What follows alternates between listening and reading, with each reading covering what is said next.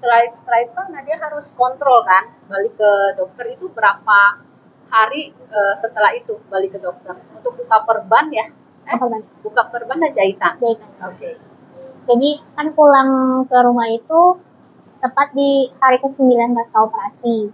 Hari ke-10-nya tuh balik lagi ke poli karena harus booking untuk kontrol. Nah, untuk baliknya lagi tuh Jumat depan. Itu tuh tepatnya 17 hari pasca operasi. Nah, di situ keluhannya masih sama, masih tentang dari pinggang ke kaki. Tapi udah bisa tidur? Udah. Alhamdulillah di rumah udah bisa tidur. Ya, okay. Ya, walaupun ada keluhan tapi bisa tidur. Nah, dari itu pas dicek kontrol sama dokter pedinya, alhamdulillahnya ada punggung tuh kayak ditekan gitu di bagian beberapa bagian. Sakit nggak? Enggak dok. Oh berarti ini hanya kaku otot aja kata gitu. Disuruh banyak jalan kaki. Terus obat-obatan juga udah di stop sama sekali nggak ada lagi gitu. Salep juga enggak. Terus akhirnya dilepas jahitan. Lepas jahitan sama buka perban. Nah selama di rumah juga selama seminggu di rumah itu ada ini ganti perban. Karena kan nggak boleh berkeringat ya, harus tetap steril. Jadinya 3 hari sekali manggil nakes di daerah rumah untuk ganti perban. Oke, jadi Nadia panggil dari kebetulan ada tenaga nakes ya di sekitar rumah, jadi minta bantu ke rumah untuk ganti. Tapi sebenarnya diajarin nggak di rumah sakit untuk ganti perban sendiri? Enggak. Oke. Atau memang disuruh untuk balik ke rumah sakit enggak? Enggak sih, katanya mungkin bisa ke puskesmas atau apa gitu. Atau kalau ada yang dipanggil ke rumah lebih bagus. Oke, memang berarti itu sarannya ya, boleh ke puskesmas terdekat atau tenaga medis lah yang bisa bantu karena takut kalau nggak steril takutnya infeksi ya. Oke. Nadia berarti setelah itu ketemu sama dokter nggak? Oke, terus Nadia mengetahui informasi mengenai koreksi berapa derajat dan informasi lainnya pada saat kontrol yang itu? Enggak, karena waktu pas dirawat itu ronsennya masih tiduran, lainnya. Jadi hari kontrol setelah dirawat itu baru di ronsen lagi, ronsen yang berdiri. Nah, kontrol lagi baru tanggal 28 April itu 6 minggu pasca operasi. Oke, 6 minggu baru ketemu lagi sama dokter. Terus Nadia tanya ya untuk koreksi. Nadia sebelumnya 120 derajat. 110, sorry, aku selalu ingatnya 120 ya. Habis itu terkoreksi jadi berapa? Jadi 40. Nah, itu banyak loh, lebih dari 50% ya. Karena kalau 110 setengahnya kan 55, berarti 40 ya. 40 derajat. Terus kamu dipasang berapa skru tahu nggak? Oh, kalau itu kurang tahu, banyak skrunya nggak apa, tapi yang Nadia tahu sih dari T4 sampai L4 dipasangnya. Jadi cukup panjang ya dari torak T4 sampai lumbar 4 karena kondisi Nadia skolisisnya udah parah. Jadi memang udah nggak bisa dihindari ya untuk dipasang skru yang panjang. Jadi buat yang belum parah ya mungkin jangan sampai udah lebih dari 100 ya, karena semakin tinggi derajatnya otomatis skru yang dipasang akan semakin banyak ya, implannya maksudnya. Oke, berarti setelah operasi 110 jadi 40, tinggi badannya naik berapa senti? 5 cm. 5 cm ya. Ya ini juga mungkin yang selalu jadi skoliosis pengen tahu naik berapa senti sih gitu kan. Karena bervariasi, ada yang udah 3 cm, 3 cm, bahkan ada yang paling banyak itu Kak Susan dengar tuh 20 cm. Ada ya? 10 cm. Cuma memang anaknya itu juga derajatnya udah 120-an lebih ya. Itu ada ya, ya itu tergantung lagi kurva-kurvanya seperti apa ya, karena yang paling penting itu sebenarnya bukan nambah tinggi berapa, yang penting itu kita bisa melewati operasi itu dengan selamat ya. Yang penting karena ini operasi besar gitu loh. Jadi kalau bisa melewati semuanya dengan baik itu udah bersyukur, dan otomatis pasti ada koreksi ya. Tapi kalian jangan mengharapkan kalau operasi itu harus koreksinya harus lurus ya, karena itu bukan tujuan utamanya. Tapi untuk menyelamatkan dari apa katanya organ ya, untuk menyelamatkan organ dalam yaitu terutama paru-paru, karena kalau dibiarkan akan terhimpit ya, jadi sesak nafas ya, dan organ-organ lain yang mungkin juga akan terganggu. Oke. Berarti setelah operasi Nadia apa sih perubahan? Sekarang sih berarti baru Bulan, 2 bulan ya. 2 bulan seminggu.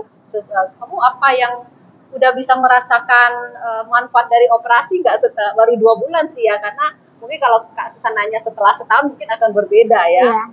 Tapi kalau yang maksudnya yang bahagianya tuh ya paling itu ya bener nambah tinggi tuh bener-bener kerasa banget. Padahal cuma 5 cm tapi kerasanya beda banget gitu ya. Dan itu kalau yang lainnya belum banyak kerasa sih karena kan apa istilahnya pergerakan masih terbatas ya karena belum boleh kayak BLT itu kan masih belum diperbolehkan. Jadi masih terbatas tapi setidaknya sudah bisa bergerak nyaman dan mandiri gitu. Misalnya mau ke kamar mandi, mandiri. Oh ya sama tambahan, abis operasi itu sempat sembelit.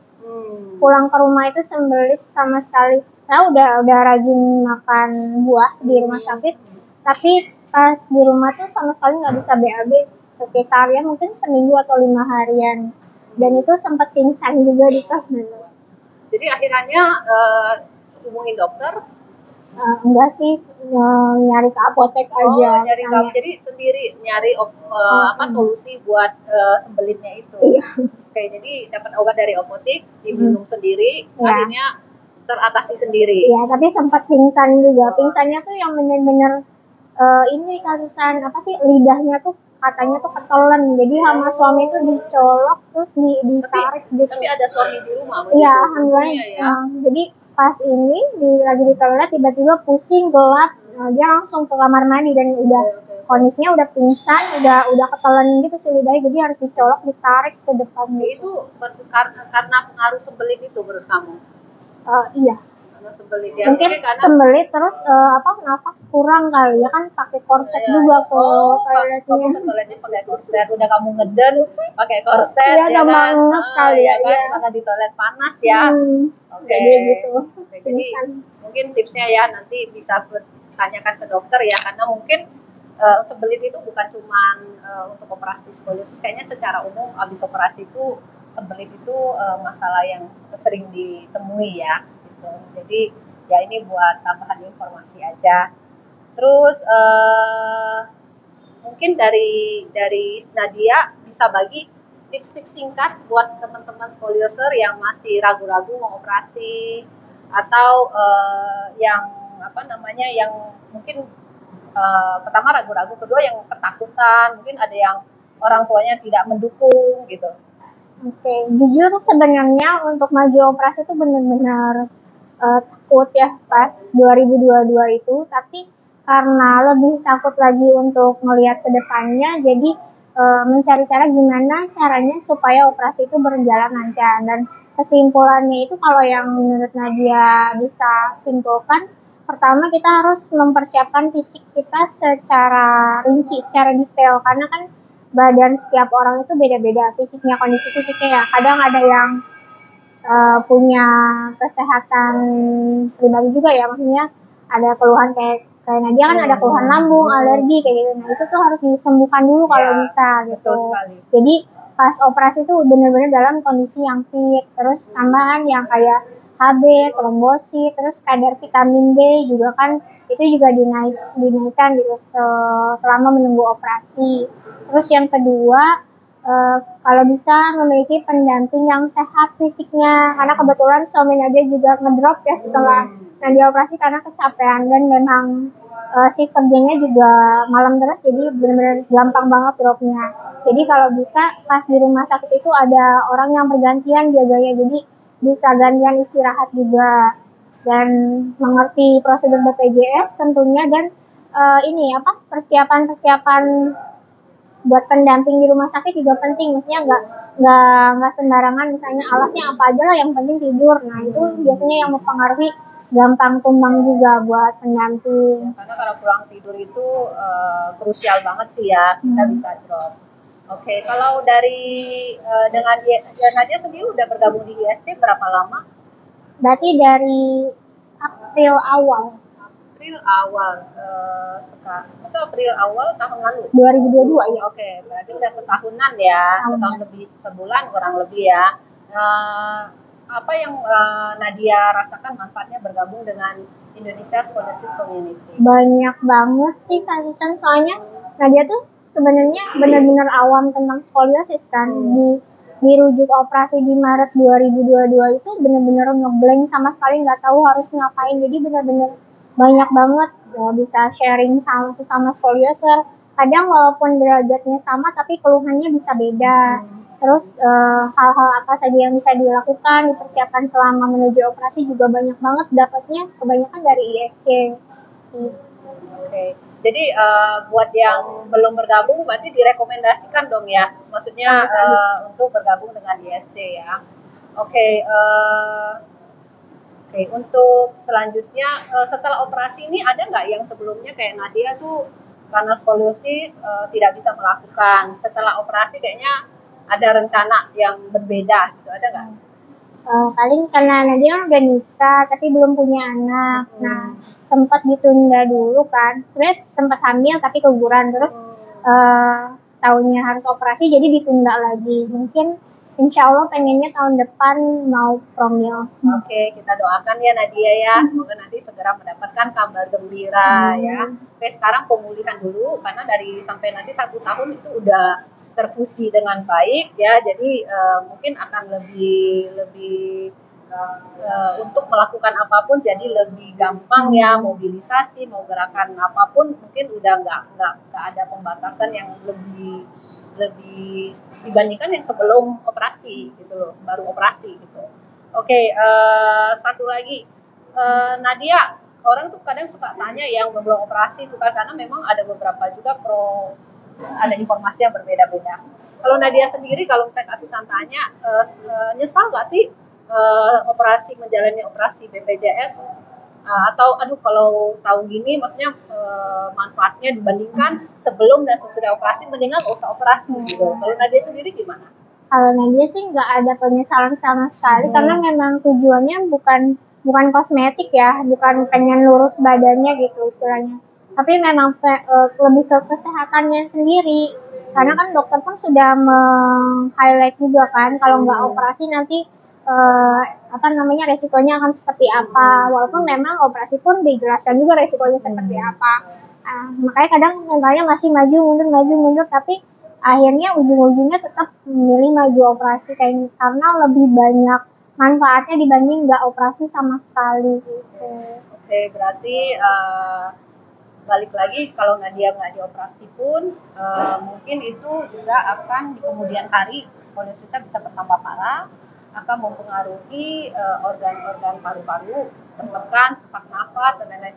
Sebelumnya waktu itu sempat ada rasa sesak nafas nggak? Belum ya, kamu belum sampai di tahap gitu ya, karena ada yang derajatnya jauh di bawah Nadia tapi udah sesak nafas loh ya.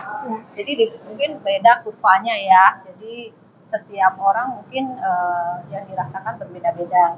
Nah dia setinggi itu dia untungnya masih tidak sesak nafas ya. Oke, jadi sarannya jangan ditunda ya. Oke, buat yang udah skoliosisnya parah tapi belum operasi Nadia, mungkin ada yang mau disampaikan. Ya semangat buat semuanya, terutama yang memang derajatnya sudah indikasi operasi, bismillah aja. Sebenarnya kalau sama sih buat nguatin mental tuh, kalau Nadia tuh lebih ke persiapan fisiknya. Kita kan ikhtiar ya, kita cuma bisa berusaha, kita ikhtiar pelan-pelan secara step by step. Nah insya Allah mentalnya pun akan kuat sendiri gitu. Kalau menurut Nadia sih gitu ya. Sama mental pun sempat ngedrop parah gitu, sampai gangguan lambung juga makin parah karena udah ada gangguan lambung, terus pikiran harus operasi jadi makin ngedrop gitu ya. Tapi karena memang harus bangkit, jadi mindsetnya harus diubah, jadi lebih ke fokus gimana nih caranya operasinya bisa berjalan lancar. Nah, karena kita udah berusaha semaksimal mungkin, jadi di hari operasinya pun udah pasrah.